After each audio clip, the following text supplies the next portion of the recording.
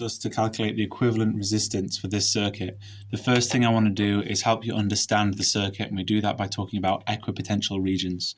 On the positive side of the cell, we have this equipotential region. That's a region of wire connected without any resistance in between, and it all has the same potential. Then we've got this region of wire, which I'm going to colour in blue to identify this equipotential region, everywhere that's connected without any resistance in between. The third equipotential region that we're interested in is this one here, which green pen's not working great. Okay, there is a final equipotential region here. We're probably not going to care about that. We might see why this becomes useful later. They've asked us to calculate the total resistance of the circuit, and what they mean is the total resistance between the red region and the blue region, i.e. the stuff across the cell. So to do that, we're going to redraw the circuit step by step. So I'm going to redraw this bit, and the first thing that I'm going to try and simplify is I'm going to simplify these two here, because I can tell that these two are in series.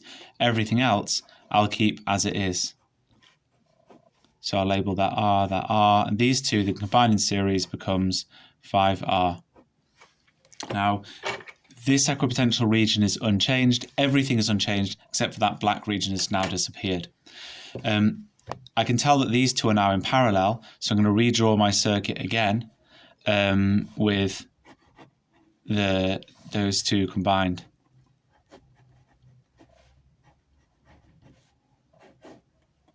Now to calculate what those two in parallel are, I do my new R parallel equals 1 over R plus 1 over 5R.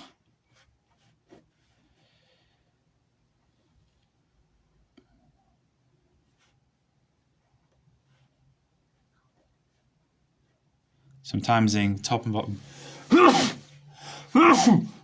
by 5R. Let's just do this step by step.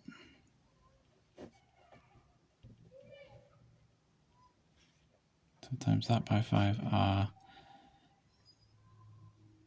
times that by 5R, times that by 5R, which equals 5R over 5 plus 1 equals 5 over 6R.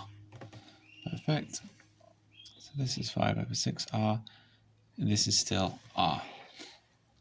And then my final combination is just adding those two in series, which is going to give me something which looks like 11 over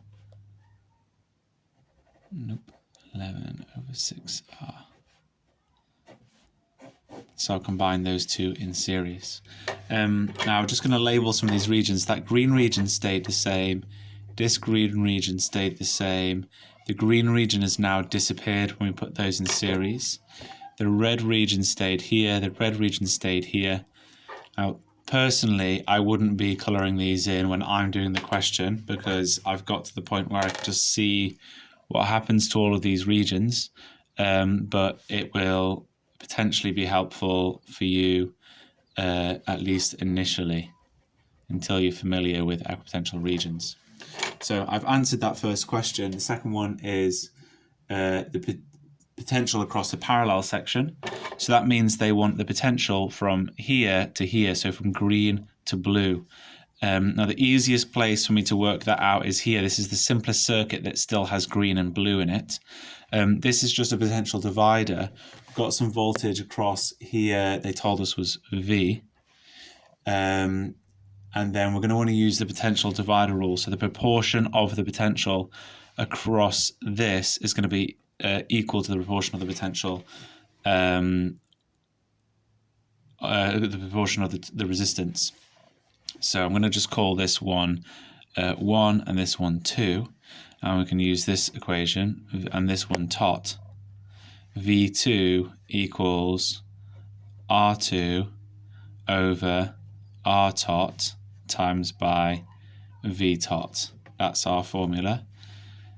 So V2 is equal to 5 over 6 over 11 over 6 times by V, which is equal to 5 over 11 V. Okay, that's the second one. Now they want the power dissipated in the resistor R in terms of V and R. So I know the voltage across this because that's the voltage from green to blue, and there's green and blue. And I can calculate power using P equals V squared over R. So that's going to be power of, I'm going to call this 3. So it's different to that one because that's the all of those combined. So I'm going to say the power in resistor 3 is going to be equal to the voltage 2, because that voltage is the same as that, and I calculated V2 already, and the resistance R3, which is actually just R.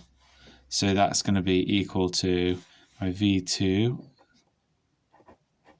squared over R. It's going to be equal to 25 over 121, I think, V squared over R. So that's going to be my power.